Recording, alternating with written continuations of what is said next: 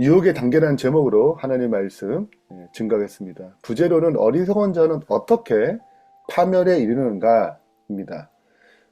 말씀드린 것처럼 잠언 8장이 중요한데 우리가 내일부터 시작되는 열린 캠프가 있어서 잠언 8장을 다룰 수가 없어요.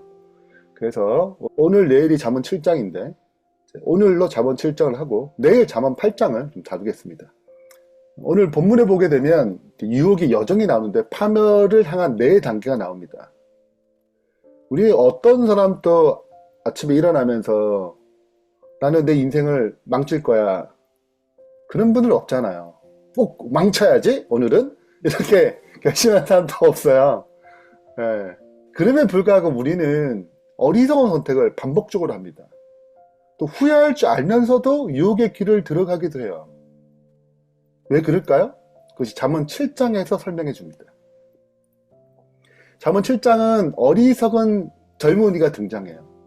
그 젊은이가 어떻게 유혹에 빠져가지고 파멸에 이르는지 우리가 묵상을 하시면 아시죠? 이 드라마처럼 영화처럼 단계별로 보여줘요. 그래서 유혹이 갑작스럽게 당하는 게 아니고 작은 타협이 또 어리석은 선택이 결정들이 쌓여서 이루어지는 걸 보게 되죠.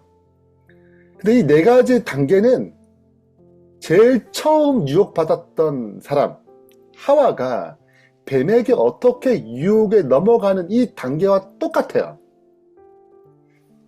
그거는 유혹에 대한 첫 번째 유혹의 이야기이기 때문에 그 패턴이 계속 반복됩니다. 잠언 7장은 그 패턴이 어떤 것인지 창세기 3장의 이야기 아니라 그 지혜자가 밖을 보면서 요 단계가 밟아지는 것을 얘기하는 거예요. 제 첫 번째는 지혜에 대한 무관심이에요.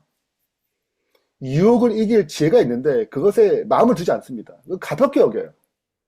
마치 하와가 사탄이 유혹해서 이렇게 남편인 아담을 떠나면 안 되고 주의하라는 것을 들었음에 불구하고 가볍게 여겨서 남편을 떠나요. 두 번째 단계는 뭐냐면 유혹받을 수 있는 장소와 시간에 나를 두는 거예요. 기회를 제공해요. 유혹에 넘어갈 기회를 제공하는 것입니다. 그래서 하와도 선악을 알게 한 나무에 가요. 유혹받을 수 있는 장소에 자신을 두는 것입니다.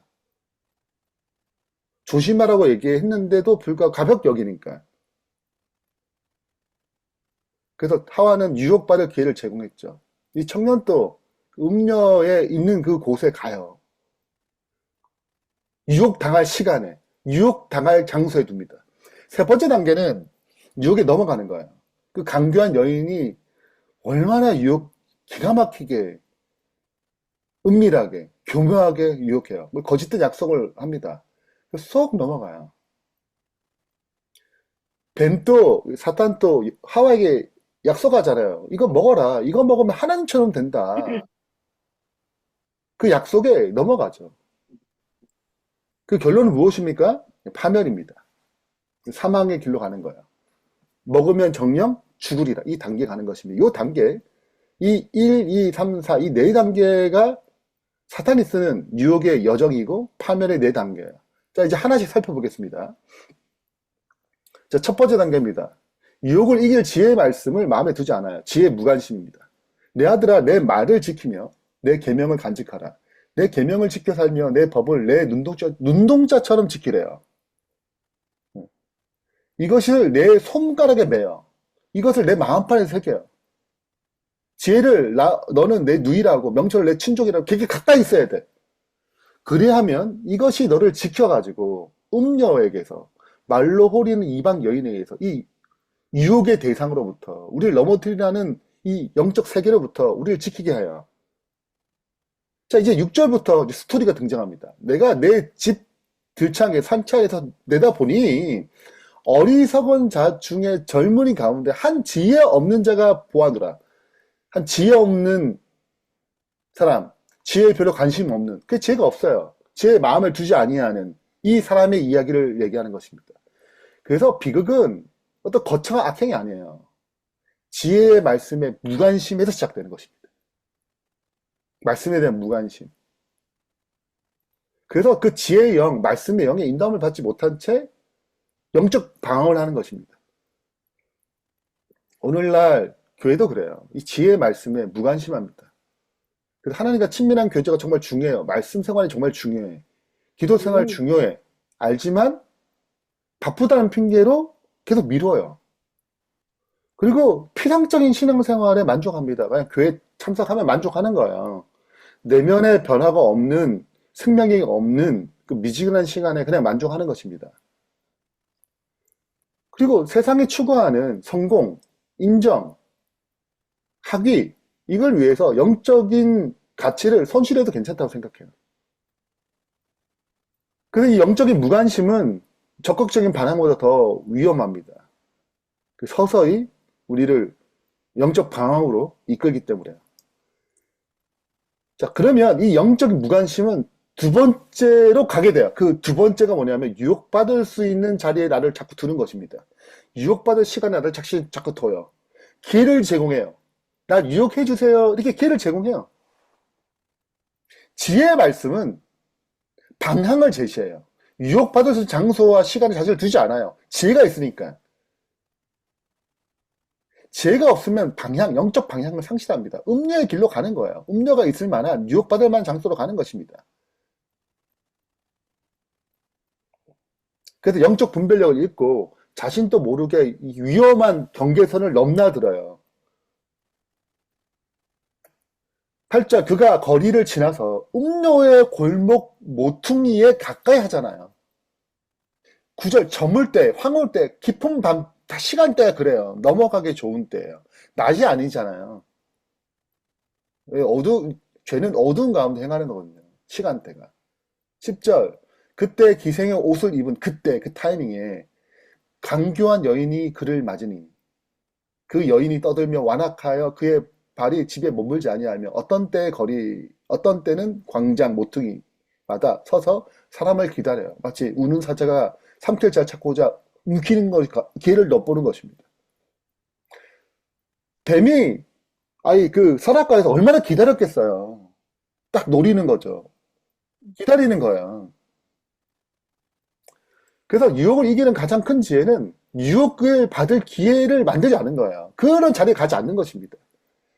그래서 지혜의 무관심은 이 지혜에 대한 말씀에 대한 가볍게 여김은 필연적으로 어리석은 행동으로 가게 되고 이 죄의 골목 앞에서 자기를 합리화해요. 자, 오늘날도 많은 모퉁이가 있어요. 유혹의 기회를 노출시키는 장애가 있습니다. 우리가 늘 핸드폰으로 24시간 동안 접속할 수 있어요. 근데 거기에는 뭐 좋은 것도 있고 긍정적인 것도 있지만 유혹적인 사이트가 있어요. 하나의 관계를 멀리하게 만드는 것이 있습니다. 그것도 우리가 한 번 정도는 괜찮지 않겠어? 그 자기 타협을 해요.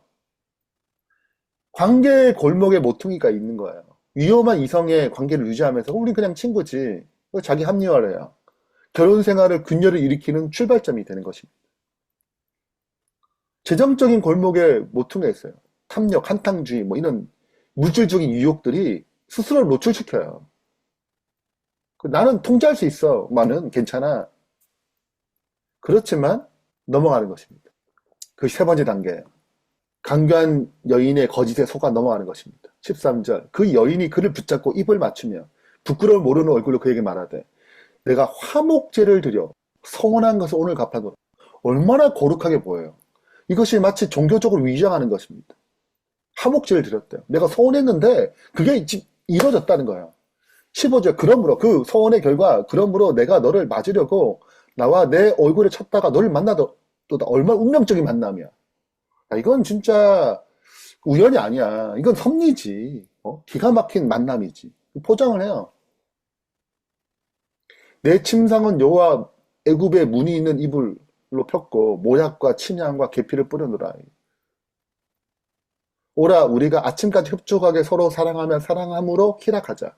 마치 영원한 사랑을 주는 것처럼 참된 만족을 주는 것처럼 속여요. 마치 사단의 뱀이 하와에게 이거 먹으면 하느님처럼 되는 거야. 너 지금 속고 있는 거지. 그게 더 나은 것처럼 유혹하는 것입니다. 남편은 또 집이 떠났대요.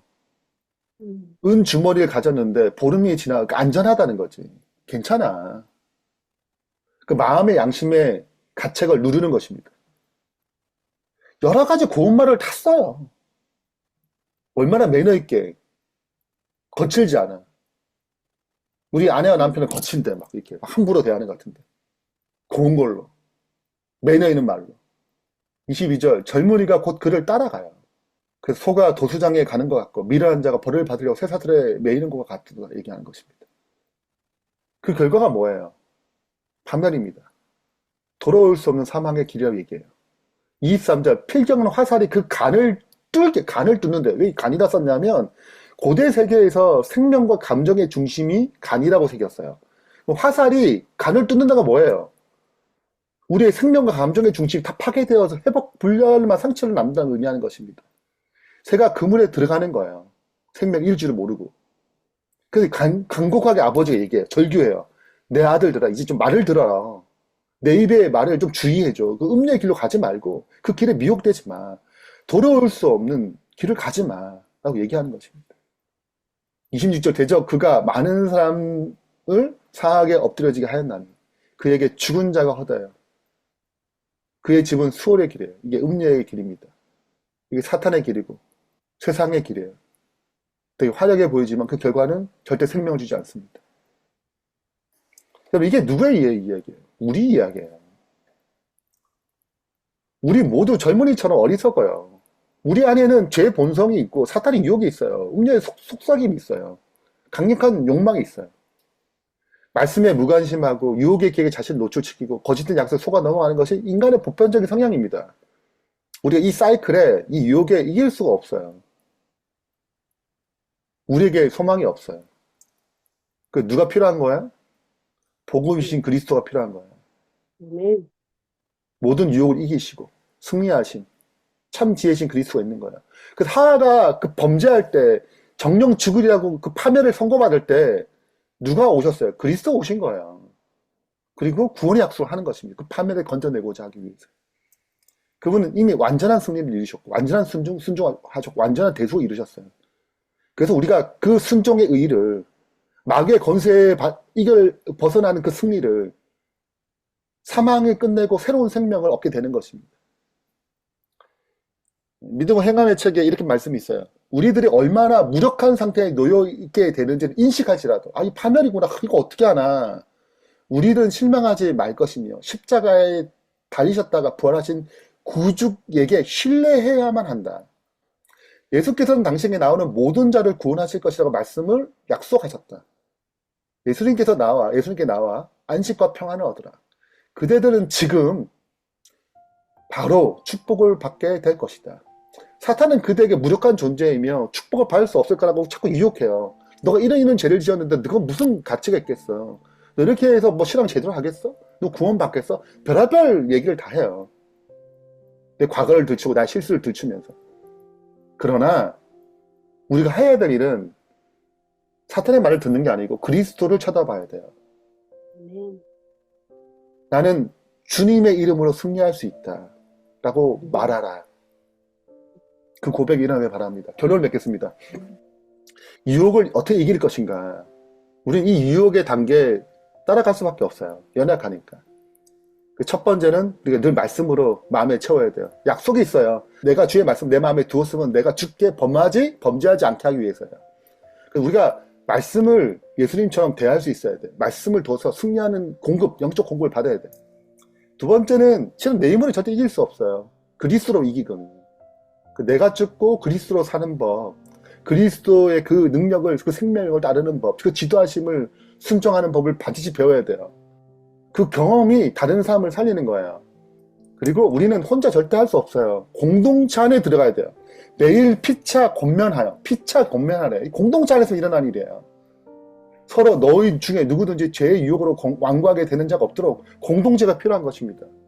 또 혼자 하면 잘 안 되잖아요. 우리가 이게 묶었으니까. 그래서 말씀을 듣고 또 잠자면도 깨워주고 그러잖아요.